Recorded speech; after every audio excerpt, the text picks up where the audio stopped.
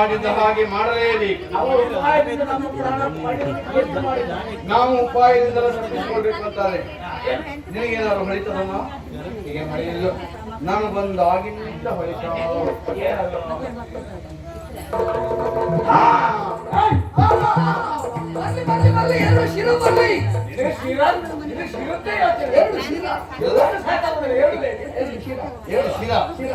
ಸೀದಾ ಇಟ್ಕೋಬೇಕು. ಯೋಗ ಇದ್ರೆ ನಾವು ಸಿದ್ಧರಾಗಿದ್ದೀವಿ. ಕುಡಿ ಆದ್ರೂ ಏನೊಂದು ಆದರೆ ಯಾಕೆ ಮಾತಾಡಿದ್ಯಲ್ಲ ಕೊಡ್ತೇವೆ ಬೇಡಿಕೊಳ್ಳಿ ಅಂತ ಕೈಲಿ ಒಳ್ಳೆದು ಹಾಗೆ ಕೇಳಿ ಹಾಗೆ ಕೇಳಿ ಆ ಮಾತು ನ್ಯಾಸವಾಗಿದೆ. ನಾವು ಈಗ ಕೇಳ್ತೇವೆ. ನೀ ಕೊಡ್ತೀಯಲ್ವಾ? ಸುತ್ತಲೂ ಆವರಿಸುವಂತದ್ದು ನೀನು ಸಾಕ್ಷಿ ಎಲ್ಲ ಬೇಕಿಲ್ಲ. ನಿನ್ನ ಮೇಲೆ ವಿಶ್ವಾಸ ನಿನಗೆ ನಮ್ಮ ನನ್ನ ಮೇಲೆ ವಿಶ್ವಾಸ.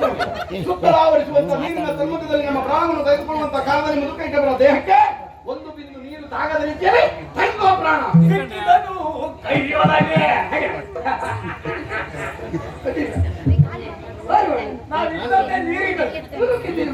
ಒಂದು ಹೊಳೆ ನೀರು ತಾಗಲಿಕ್ಕಿಲ್ಲ ಇವತ್ತು. ಮೊಟ್ಟೆ ಮುಟ್ಟಿದ್ರು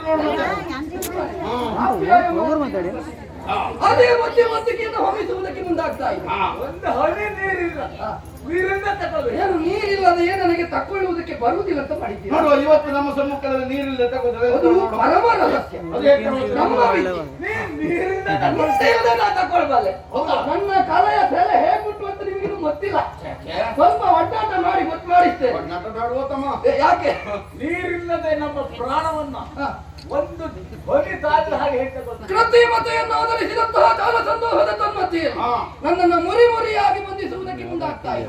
ಆದ್ರೆ ಅಷ್ಟು ಸುಲಭದಲ್ಲಿ ನಿಮ್ಮ ಜಾಲ ಸಂದೋಹದ ತನ್ಮಧ್ಯೆಯಲ್ಲಿ ಸಿಕ್ಕಿ ಹಾಕಿಕೊಳ್ಳುವಂತಹ ಪಟ್ಟುಪಟ್ಟನು ನಾನು ಎನ್ನುವಂತಹ ಭಾವವನ್ನು ಬಿಟ್ಟು ಎಲ್ಲವನ್ನು ನೀನು ಎನ್ನುವಂತಹ ಸದ್ಭಾವವನ್ನು ಇರಿಸಿಕೊಂಡಿರುವಂತಹ ತಾತ್ವಿಕ ಮಹಾಶಯನ ರತ್ಕಮಲದಲ್ಲಿ ಸದಾಕಾಲ ಸಿಕ್ಕಿ ಬೀಳುವಂತಹ ಪರಾತ್ಪರ ಮಯಾತ್ಮಕನು ನಾನು. ಇಷ್ಟೆಲ್ಲ ಘಟನಾನುಕ್ರಮ ಘಟಿಸಿದ್ರು ಅವಿವೇಕತ್ವವನ್ನೇ ನೀವು ಹೊಮ್ಮಿಸುವುದಕ್ಕೆ ಕಾರಣ ಪ್ರಗಾಢಮಯವಾದಂತಹ ಅಜ್ಞಾನವು ನಿಮ್ಮನ್ನು ಆವರಿಸಿದೆ. ಹೌದಾ? ಅದನ್ನು ದೂರೀಕರಿಸುವುದಕ್ಕೆ ಹೌದು. ಈಗ ಗರವನ್ನ ಶಿರೋಧನ ಇರಿಸಿದ್ದೇನೆ.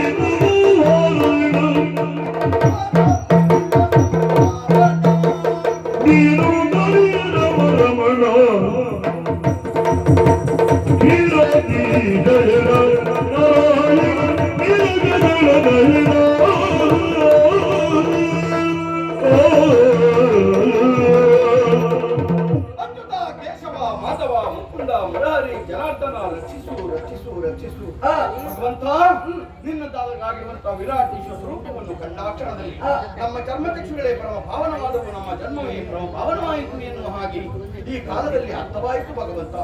ಓ ತಂದೆ, ನಿನ್ನಲ್ಲಿ ಕೇಳುವಂತದ್ದು ಮತ್ತೇ ಅಲ್ಲ, ನಮ್ಮ ಪಾಲಿಗೆ ನೀರಿನಲ್ಲಿ ಇಟ್ಟಿರುವಂತಹ ಕಾಲದಲ್ಲಿ ನಾವ್ಯಾರು ಎನ್ನುವಂಥದ್ದು ನಮ್ಮ ಪಾಲಿಗೆ ಆಗಿರುವಂತಹ ಸಮಸ್ಯೆ ಪರಿಹಾರವನ್ನು ಕಾಣದೆ ನಾವು ಬೇರು ಒಂದಾಗಿ ಹೊತ್ತಿನಲ್ಲಿ ಕಂಡಿರುವಂತಹ ಜೀವರಾಶಿಯ ಮುಖ್ಯವಾಗಿ ಕಂಡಿರುವಂತದ್ದು ನಿನ್ನನ್ನು ಈ ಬಳಿಕದಲ್ಲಿ ನಿನ್ನಲ್ಲಿ ಕೇಳುವಂತದ್ದು ಅದೇನು ಭಗವಂತ, ಇದ್ಯಾವುದು ಭಗವಂತ, ನಾವ್ಯಾರು ತಂದೆ, ನೀವ್ಯಾರು ತಂದೆ, ಸುತ್ತ ಆವರಿಸುವಂತದ್ದು ಏನು ಎನ್ನುವಂತ ವಿಚಾರವನ್ನು ಸವಿಸ್ತಾರವಾಗಿ ತಿಳಿಸಬೇಕು ಎನ್ನುವ ಹಾಗೆ ಬೇಡುತ್ತಾ ಇದ್ದೇವೆ ಭಗವಂತ. ನೀನು ನಾನುಗಳ ತನ್ಮಧ್ಯೆಯಲ್ಲಿರುವಂತಹ ಪೀಕಲಾಟದಲ್ಲಿ ನೀವು ಸಿಲುಕಿಕೊಂಡಿದ್ದೀರಿ. ಆ ಮೂಲಕ ನಗಿಸಲು ನೀನು, ನಗುವೆನು ನಾನು, ನಾನೊಂದು ಬೊಂಬೆಯು ನೀ ಸೂತ್ರಧಾರಿ ಎನ್ನುವಂತಹ ಸಮರ್ಪಣಾ ಭಾವತೆಯನ್ನು ಆಧರಿಸಿ ವಿವಿಧ ರೀತಿಯ ಪ್ರಶ್ನಾವಸರಣಿಗಳನ್ನು ಮುಂದಿರಿಸ್ತಾ ಇದ್ದೀನಿ. ನಿಮ್ಮ ಎಲ್ಲಾ ರೀತಿಯ ಉತ್ತಮದ ಪ್ರಶ್ನೆಗೆ ಉತ್ತರ ನಾನು ಮಕ್ಕಳೇ. ನೀವು ಅನ್ಯರಲ್ಲ, ನೀವು ನನ್ನ ಮಕ್ಕಳಿದ್ದೀರಿ, ನಾನು ನಿಮ್ಮ ತಂದೆ ಇದ್ದೇನೆ. ತಂದೆ ತಂದೆ ತಂದೆ ಎಂದು ನೂರಾರು ಬಾರಿ ಅಂದೇ ಕೂಗಿದ್ರು. ಅಂದು ಬಾರದ ತಂದೆ ಇಂದು ಬಂದೆ ನಮ್ಮ ಕಣ್ಮುಂದೆ ನಿಂದೆ. ಮಕ್ಕಳಾದ ನಮ್ಮನ್ನೇ ತಂದೆಯಲ್ಲ ಕೊಲ್ಲುವುದಕ್ಕೆ ಮುಂದಾಗುತ್ತಾ ಇದೆಯಲ್ಲ. ಜಗತ್ತಿನಲ್ಲಿ ಕೆಟ್ಟ ಮಕ್ಕಳಾದರೂ ಇರಬಹುದೇ ಇಲ್ಲ, ಕೆಟ್ಟ ತಾಯಿಯೋ ಕೆಟ್ಟ ತಂದೆಯೋ ಇರುವುದಕ್ಕೆ ಸಾಧ್ಯವೇ ಇಲ್ಲ.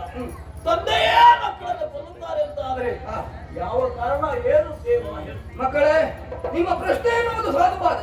ನೀವಿರುವರು ನನ್ನ ಪ್ರೀತಿಯ ಕಂದಮಗಳಾಗಿದ್ರು ಕೂಡ ಈ ಸಂದರ್ಭದಲ್ಲಿ ನಿಮ್ಮಿರುವರನ್ನ ಪ್ರಘಾತಿಸುವುದಕ್ಕೆ ನಾವು ಮನವನ್ನು ಮಾಡಿರುವುದಕ್ಕೆ ಕಾರಣ ಏನು? ಸಮಷ್ಟಿ ಪ್ರಜ್ಞೆಯನ್ನು ಆಧರಿಸಿ ಲೋಕ ಕಲ್ಯಾಣಾರ್ಥವಾಗಿ ಭವಿಷ್ಯತ್ತಿನಲ್ಲಿ ಕಾಣಿಸಿಕೊಳ್ಳುವಂತಹ ಜೀವನಗಳ ಪ್ರಪಂಚಕ್ಕೆ ಸುಯೋಗ್ಯವಂತಿಕೆಯಿಂದ ಕೂಡಿರುವಂತಹ ಸ್ಥಳಾವಕಾಶವಂತರ ಅಗತ್ಯತೆ ಉಂಟು ಎನ್ನುವುದಾಗಿ ಅರ್ಥವಿಸಿಕೊಂಡಂತಹ ನಾನು ಅದಕ್ಕೊಂದು ಪೂರಕಮಯವಾದಂತಹ ಕಾಯಕಲ್ಪದ ವಿಶೇಷತೆಯ ಅಗತ್ಯತೆ ಉಂಟು ಎನ್ನುವುದಾಗಿ ಪುಟೀಕರಿಸಿಕೊಂಡು ನನ್ನ ಕಾರಣದ ಕಿಲ್ಬಿಷವನ್ನು ಹೊರಚಲ್ಲಿದ ಆ ಕ್ಷಣವೇ ಅದರಿಂದಲೇ ಪುಟ್ಟಿಕೊಂಡವರು ನೀವೇ ಬರೀತೀರಿ. ಮಧುವಾಗಿರುವಂತಹ ನಿನ್ನನ್ನು ವಧಿಸಿ ವೇದಿನಿಯನ್ನು ನಿರ್ಮಿಸ್ತೇನೆ. ಕೈಟವನಾಗಿರುವಂತಹ ನಿನ್ನನ್ನು ಪ್ರಘಾತಿಸಿ ಕಠಿಣತಮವಂತಿಕೆಯಿಂದ ಕೂಡಿರುವಂತಹ ಕಲ್ಲು ಬೆಟ್ಟ ಗುಡ್ಡ ಇನ್ನಿತರ ಸುವಸ್ತುಗಳನ್ನು ನಿರ್ಮಿಸಿ ಆ ಮೇದಿನಿಯೊಳಗೆ ಇರಿಸ್ತೇನೆ. ಒಟ್ಟಿನಲ್ಲಿ ನನ್ನ ನುಡಿಗಳ ಸಾರ ಸಂಗ್ರಹವೂ ಇಷ್ಟೇ. ಭವಿಷ್ಯತ್ತಿನಲ್ಲಿ ಕಾಣಿಸಿಕೊಳ್ಳುವಂತಹ ಜೀವನಗಳ ಬದುಕಿನ ಅಭ್ಯುದಯಕ್ಕಾಗಿ ಈ ನಿಮ್ಮ ಮಹಾಬಲಿದಾನ ಆಗಬೇಕು ಮಕ್ಕಳೇ.